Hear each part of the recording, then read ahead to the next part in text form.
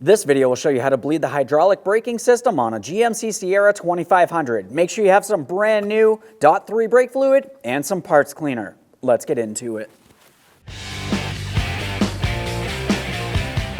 Okay friend, let's get started on bleeding the brakes. We want to start under the hood at the master cylinder. Prior to opening it, let's make sure we use a clean rag, and we're going to clean along the top of the master cylinder and your master cylinder cap. We want to prevent any miscellaneous debris making its way into the braking system. After you've cleaned the area, take hold of the cap, turn it counterclockwise, and remove it. You can tell exactly what type of fluid to use, .3 as I mentioned. Of course, we're going to inspect our seal. You want to make sure it's not swollen or damaged in any way. This does look good, so I'm going to temporarily set it aside. Continuing on, we want to remove as much fluid from inside of the master cylinder as possible so we can confirm that we have only clean fluid in here for the rest of the bleeding procedure.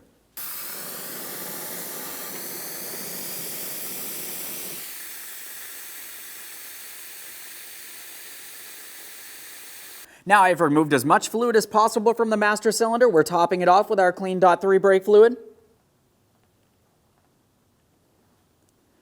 If you do happen to spill any brake fluid on any painted surface, you need to make sure you rinse it down with some clean water.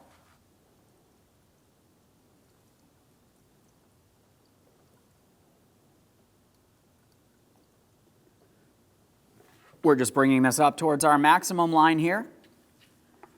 Temporarily reinstall the cover so no miscellaneous debris makes its way in while we continue on our brake bleed process. Now to bleed the brakes, we're going to be starting at the passenger side rear caliper. Once we've completed bleeding that caliper, you're going over to the driver's side rear caliper and you're going to repeat this exact same process. After that, you're back at the master cylinder. You need to top it off because typically the fluid will go down. After you've topped it off, go to the passenger side front, you're going to bleed that caliper, and then you're ending at the driver's side front caliper. After you've completed bleeding all brakes and cleaned any mess, you're going to reinstall your wheels, and then you're making your way back up to the master cylinder to top off your master cylinder one last time with that clean .3 brake fluid.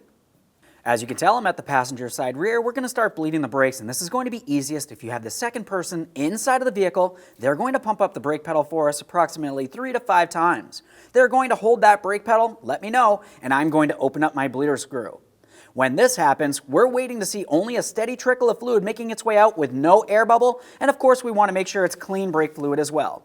We have a collection receptacle under here, and of course hand and eye protection at all times. Go ahead and pump the brakes, please.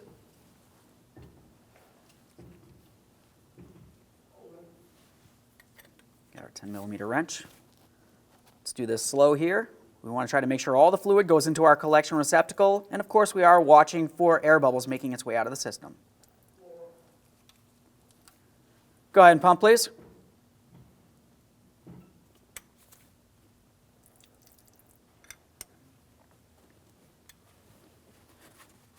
Now, once you feel as though you've removed all air from on this side braking system and we only have clean brake fluid making its way out, we're going to clean any mess. And as I mentioned before, make your way over to the driver's side rear caliper.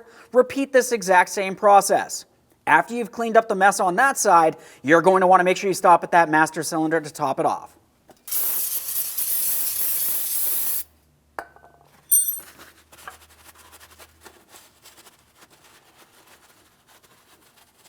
Make sure that's dry and clean so we can double check for leaks in the end. I finished the driver's side rear, so I'm at the master cylinder.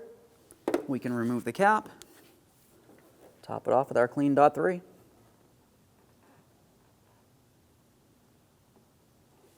That looks good for now. Let's make our way to the passenger side front caliper next. At the passenger side front caliper, if you have a bleeder screw cover, go ahead and remove that, of course. We're still going to be using our 10mm for each front caliper. We have our collection receptacle under here. Go ahead and pump up the brake pedal, please.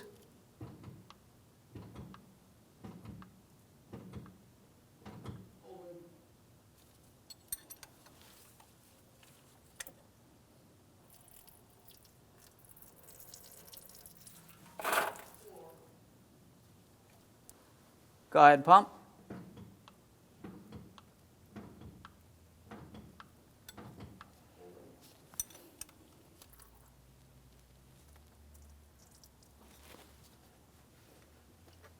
That looks good. You can release the brake pedal, thank you. Now obviously you want to bleed the brake as many times as you need to remove as much air as possible, and we only have clean brake fluid making its way out, so I'm going to go ahead and clean my mess on this caliper. We'll reinstall the bleeder screw cover since I did remove one.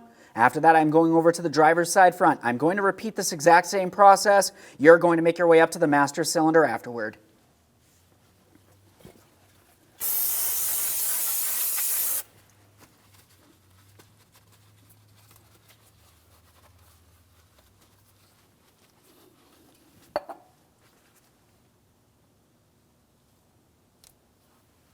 After bleeding all brakes, we're at the master cylinder. Let's go ahead and top it off one last time. We can see where our maximum line is. This is where we need to be.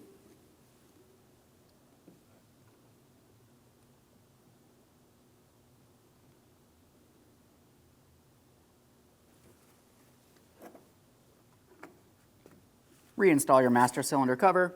Clean any mess in this area.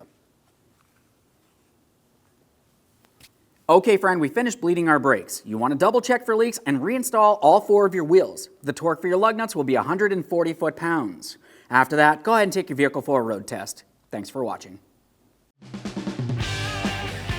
When only the best will do, demand TRQ. The only company that lets you view before you do. TRQ is committed to offering the highest quality aftermarket auto parts that are engineered for peace of mind. Thanks for using and viewing with TRQ.